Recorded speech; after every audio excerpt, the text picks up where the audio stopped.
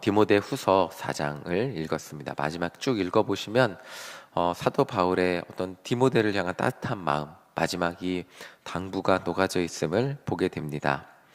우리의 신앙생활의 마지막 지점, 이제 내가 신앙생활을 마치고 하나님께 돌아갈 날이 가까이 오고 있다라는 생각이 들면 어떤 말을 남기게 될까요? 저는 아직 이 순간이 오지 않았기 때문에 오늘 말씀을 통해 짐작만 해보게 되었습니다. 오늘 디모데 후서죠. 디모데 후서 4장을 보면 바울은 이제 자신의 사역의 마지막 지점을 예견하고 있는 것 같아요. 한 6절을 다시 한번 읽어보도록 하겠습니다. 6절입니다.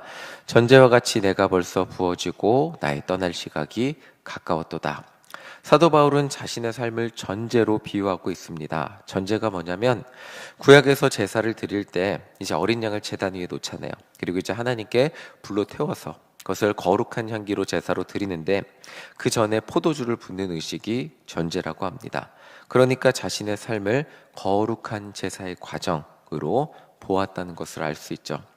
사도 바울은 자신의 삶이 전제와 같이 온전히 하나님께 드려지고 다 드려졌고 이제 하나님께 돌아갈 시각, 이 세상을 떠날 시각이 가까이 왔다고 말하고 있습니다. 이 땅에서 자신의 사명이 끝나감을 말하고 있습니다. 우리 7절 함께 읽어보겠습니다. 7절입니다.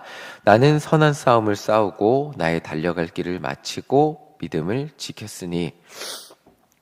자신이 사도 바울은 다메섹에서 예수님 만났잖아요. 예수님 만나고 회심하고 그리고 이제 자신이 받은 사명이 무엇인지 깨닫고 돌이킴 없이 한평생 걸어온 인생의 길, 예수님을 전하기 위해서 걸어온 그 인생의 길을 선한 싸움이라고 표현하고 있습니다.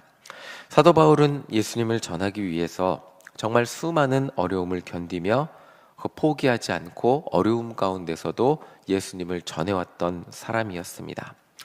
사도 바울이 그렇게 수많은 어려움 가운데도 포기하지 않고 예수님을 전할 수 있었던 것은 그것이 자신의 사명이라고 여기고 그것이 그 과정이 선한 싸움이라고 여겼기 때문임을 알 수 있습니다. 사도 바울이 복음을 전하는 것이 사도 바울이니까 남이 한 거니까 성경의 위인이니까 되게 당연하게 보이고 그 길이 그냥 걸어가는 게 당연한 길처럼 보일 수 있겠지만 한편으로 생각해 보면 그렇지 않다는 것을 알 수 있습니다. 저희 중고등학교 시절에 뜨겁게 하나님을 믿던 친구들 얼마 전에 그 친구들 중에 하나와 대화를 하는 기회가 있었는데 야, 지금 걔네들 중에 몇 명 교회 다니냐? 본교회, 저는 본교회를 떠났으니까 거의 없다는 것을 대화를 나눈 적이 있습니다. 정말 중고등학교 때 많았거든요. 저희 중고등부가 뭐 교회가 크진 않았지만 수련회를 가면 100명이 가고 그렇게 많았는데 지금 제 나이가 돼서 보니 이제 40살이 넘어 보니 그때 그렇게 하나님을 믿던 친구들 중에 거의 없다는 것을 대화를 나누며 보게 되었습니다. 평생 교회를 다닌다는 것은 쉽지 생각보다 교회만 어떤 사명을 감당하고 이런 게 아니라 어린 시절부터 하나님 앞에 가는 그 순간까지 평생 이 자리를 지킨다는 것, 하나님을 믿는다는 것조차 쉽지 않은 일이라는 것을 생각해 보게 됩니다. 그 중에서 하나님을 믿는 것만이 아니라 그냥 주일날 예배 드리는 것, 그것만이 아니라 어떤 어려움이 와도 자신의 사명을 온전히 감당하는 사도 바울과 같은 삶을 사는 인생이 된다는 것은 정말 어려운 일이라는 것을 생각해 보게 됩니다. 그래서 이 말이 마음에 더 와닿는 것 같습니다. 나는 선한 싸움을 한평생 하나님 말씀, 그 복음을 전하기 위해 선한 싸움을 싸웠습니다. 내 주변에 많은 사람들이 핍박과 박해로 인해 포기하는 것 같고 그 사명을 내려놓는 것 같았지만 나는 포기하지 않고 그 선한 싸움의 길을 지금까지 달려왔습니다.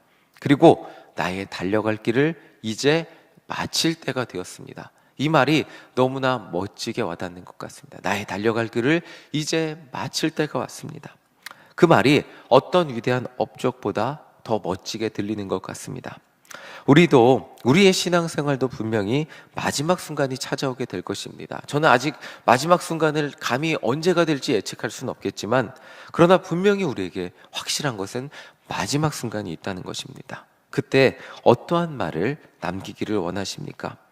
나는 인생의 어떤 어려움과 유혹 속에서도 내 믿음을 지켜왔습니다. 수많은 사람들이 그 유혹 가운데 신앙을 포기했지만 나는 그 길을 지켜왔습니다. 평생 하나님을 전하는 삶을 나는 포기하지 않고 지금까지 살아왔습니다. 라고 고백하는 우리 모두가 되시기를 소망합니다. 8절 우리 함께 읽어보겠습니다. 8절입니다. 함께 읽겠습니다. 이제 후로는 나를 위하여 의의 면류관이 예비되었으므로 주 곧 의로우신 재판장이 그날에 내게 주실 것이며 내게만 아니라 주의 나타나심을 사모하는 모든 자에게 두니라. 사도 바울은 단지 자신의 삶을 자부하고 자랑하는 것으로만 끝나지 않았습니다. 복음을 위해 사는 자들에게 주시는 하나님의 위로와 은혜를 말하고 있습니다. 그리고 디모데에게도 자신과 같은 삶을 살기를, 야 디모데야, 나는 너가 도저히 따라올 수 없는 위대한 삶을 살았어. 너가 그렇게 살아도 나의 반절도 살지 못할 걸, 이렇게 말하지 않았어요. 자, 어떻게 말했냐면 8절에 다시 보시면 주의 나타내심을 사모하는 모든 자에게 의의 면류관이 예비되어 있다고 말하고 있어요. 그렇게 격려하는 거죠. 선한 싸움을 마치는 그 순간 복음을 위해 누구나 살기만 한다면, 누구나 복음을 붙잡고 복음을 전하기 위해 살아가기만 한다면 의의 면류관을 붙잡는 삶이 될 거라고 말해주고 있어요. 이게 디모데뿐만이 아니라 우리에게도 똑같이 말하고 있습니다. 한평생 정말 예수님을 믿는 것보다 예수님을 포기할 이유가 더 많은 우리의 인생 가운데 예수님을 내려놓고 세상 가운데 살아가는 것이 훨씬 더 쉬워 보이는 우리의 인생 가운데 그 복음을 끝까지 붙들고 살아가기만 한다면 누구나 하나님이 주시는 의의 면류관을 받는 그런 인생이 될 거라고 사도 바울은 말해주고 있습니다. 의의 면류관을 얻는 그 순간까지 포기하지 않고 사명의 길을 걸어갈 것을 권면하고 있습니다. 신앙의 여정 가운데 수많은 사람들이 우리를 아까 말씀드렸지만 수많은 사람들이 우리를 스쳐갔던 것을 기억하게 됩니다. 정말 그 순간의 뜨거움으로 무언가를 이루어낼 것 같았던 수많은 사람들이 있다는 것을 기억해 보게 됩니다. 그러나 대단한 업적을 이루지 않았어도 우리가 여전히 이 자리에 있다는 것만으로 정말 그것이 하나님의 의의 면류관을 우리가 얻게 되는 자격임을 기억해 보게 됩니다. 대단한 업적을 이루는 것이 아닌 그저 한평생 이 길을 걸어가는 것, 그것이 가장 위대한 일이라는 것을 기억해 보게 됩니다. 수많은 사람들이 평생 주님을 따를 것처럼 말하고 그 순간의 뜨거움으로 뭔가 대단한 이것을 이룰 것처럼 말을 했지만 결국 많은 사람들이 다시 세상으로 돌아갔고 신앙의 길을 포기한 것을 보게 됩니다. 복음의 길을 완주한다는 것, 정말 그 기나긴 그 길을 완주한다는 것, 오늘 내가 이 자리에 앉아서 남들 다 자는 시간에 여전히 새벽 예배를 드리고 있다는 것, 그것만으로 정말 복된 삶이라는 것을 기억하며 감사하게 됩니다.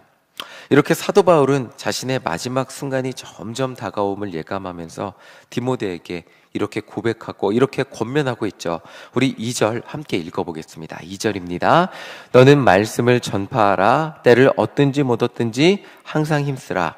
범사의 오래 참음과 가르침으로 경책하며 경계하며 권하라. 사도 바울은 이 복음을 붙들고 가는 삶이 무엇인지, 사명이 무엇인지 말해주고 있어요. 디모데는 사도 바울의 지도를 따라서 이렇게 지도자, 교회 안에서의 지도자의 사명을 감당했던 사람이었는데 이제 사도 바울은 디모데를 독립시켜야 됐어요. 디모데도 사도 바울 없이 자신의 사명을 감당해야 됐습니다. 그렇게 하면 디모데에게 혼자 어떻게 사명을 감당해야 되는지 당부하고 있습니다. 물론 혼자서도, 사도 바울과 떨어져도 혼자서도 충분히 잘했지만 사도 바울은 자신의 자녀처럼 완전히 혼자 남겨질 디모데에게 이제 어떻게 해야 될지 다시 한번 당부하고 싶었던 마음이 있었던 거예요. 그 당부의 핵심의 말씀은 말씀을 전파하며 살라는 거예요. 때를 어떤지 못 얻던지 말씀을 전하는 삶을 살기 위해 노력하고, 언제나 오래 참음으로 가르치라고 권면하고 있습니다. 그리고 이제 쭉 3, 4절을 보면 사람들은 이런 경향이 있다고, 앞으로 말세가 될수록 더 이런 경향이 심해질 텐데, 바른 이야기, 복음에 의해서 변화되는 삶의 이야기보다 자신들이 듣기 편하고 자신들의 마음을 뭔가 위로해주는 그런 이야기들에 관심이 있고 더 사람들이 그런 말씀에 따르게 될 것이라고 말해주고 있습니다. 정말 요즘도 마찬가지죠. 잘 됩니다. 행복하고 어떤 우리의 마음을 위로해주고 따뜻하게 해주는 그런 말씀이 훨씬 더 듣기 편하고 사람들이 따르는 말씀이 되겠죠. 그러나 사람들이 그렇다 할지라도 사도 바울은 디모데에게, 사람들에게, 자신을 따르는 사람들에게 바른 것을 가르치는 삶을 살아야 한다고 당부하고 있습니다. 하나님의 말씀을 온전히 전하는 일은 쉬운 일이 아닙니다. 때로는 누군가에게 아픈 이야기가 되기도 하고 쓴소리가 되기도 합니다. 그리고 정말 목회자에게 가장 어려운 게 있어요. 그게 쓴소리를 하는 거고, 그게 왜 어렵냐면 관계를 망쳐버릴 것 같은 그런 마음, 두려운 마음을 주기 때문입니다. 특별히 저도 젊은이 부를 하지만 요즘 젊은 청년들에게 쓴소리를 한다는 것은 정말 어려운 이야기입니다. 쓴소리보다는 정말 어려서부터 따뜻한 분위기에서 자랐기 때문에 그 아이들을 품어주는 게 훨씬 쉽지, 뭔가 쓴소리로 그 아이들을 변하게 하겠다고 하는 것은 정말 어려운 이야기입니다. 그런데 사도 바울은 이렇게 말하고 있어요. 사도 바울은 한평생 복음을 그렇게 전하며 살았는데 정말 그 두려움 속에서도 자신은 그 복음을 온전히 전하며 살았을 때 이렇게 하나님께서 일해 주셨다고 말하고 있습니다. 우리 17절 함께 읽겠습니다. 17절입니다. 17절 읽겠습니다. 주께서 내 곁에 서서 나에게 힘을 주심은 나로 말미암아 선포된 말씀이 온전히 전파되어 모든 이방인이 듣게 하려 하심이니 내가 사자의 입에서 건짐을 받았느니라. 사도 바울은 자신의 입으로 선포된 말씀이 온전히 전파되었다고 말하고 있습니다. 때로는 자신의 말이 누군가에게 쓴소리와 같이 들렸다 할지라도 유대인들에게 정말 쓴소리같이 들렸겠죠. 그리고 이방인들에게 불편하게 들려져. 복음서가 아닌 서신서들에 보면 사도 바울이 교회를 대적하는 사람들에게 정말 많은 이야기들을 했습니다. 그렇게 쓴소리처럼 불편하게 들렸다고 할지라도 하나님은 자신을 사용해서 이방인들에게 바른 복음을 전했다고 말하고 있습니다. 이렇게 사도 바울은 자신의 사명의 마지막 순간에 디모데에게 마지막 말을 이렇게 전하고 있습니다. 이 길을 끝까지 온전히 감당할 것을 권면하고 있습니다. 우리도 이제 언젠가 이 사명자의 길을 마치게 되는 순간이 다가오게 될 것입니다. 그때 어떠한 말을 남기시기를 원하십니까? 어떠한 말, 누군가에게 권면한다면 어떠한 말을 남기게 되시기를 소망하십니까? 인생의 마지막 순간 사도 바울과 같이 복음을 위해 살아간 것만 자랑하는 복된 인생이 되시기를 간절히 소망합니다. 또한 누군가에게 권면한다면 너는 그 복음을 전하기 위해 살아가라. 때로는 그 말이 누군가에게 아픈 말이 된다 할지라도 그것이 진정 하나님의 사랑이 담긴 말, 진정 하나님의 뜻이 담긴 말이라면 그 말을 통해 누군가에게 생명을 살리는 말이 될 것이라는 것을 권면하며 고백할 수 있는 우리 모두가 되시기를 간절히 소망합니다. 그 끝길까지 사명을 감당하며 걸어가는 우리 모두가 되시기를 간절히 소망합니다. 아멘.